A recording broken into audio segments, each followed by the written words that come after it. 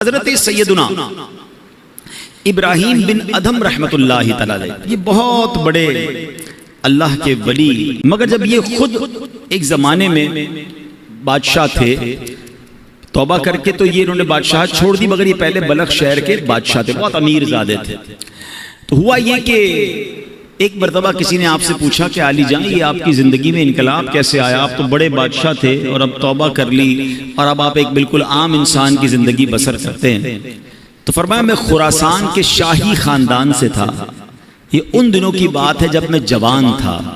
ایک دن میں شکار کے ارادے سے جنگل میں نکلا اور میں شکار کے لیے جانور ڈھونڈ رہا تھا، اچانک مجھے غیب سے ایک آواز آئی، کوئی کہنے والا کہہ رہا تھا، اے ابراہیم کیا تمہیں اس لیے پیدا کیا گیا ہے؟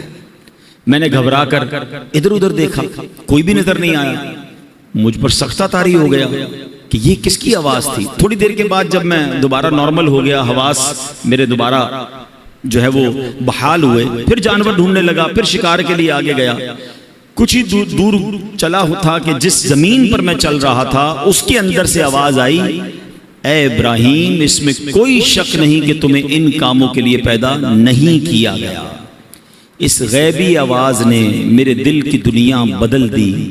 میرا ملازم جو بکریاں چرا رہا تھا اس کو میں نے اپنا قیمتی لباس دے دیا، اس کا اونی لباس میں نے خود پہنا، سب کچھ چھوڑ چھاڑ کر میں مکہ مکرمہ کی طرف چلا گیا۔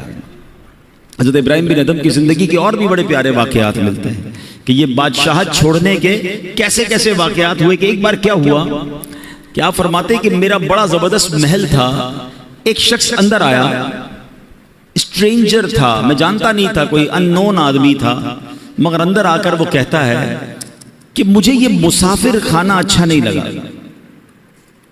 حضرت ابراہیم بن ادھم کہتے ہیں اتنا بڑا محل، اتنا بڑا بادشاہ کا محل، کہتے ہیں مسافر خانہ؟ کہتے ہیں حضرت آپ کو مسافر خانہ نظر آ رہا ہے؟ اتنا بڑا محل ہے، اتنی شاندار کمرے ہیں۔ تو بزرگ کہتے ہیں یہ بتاؤ تم سے پہلے یہاں کون رہتا تھا؟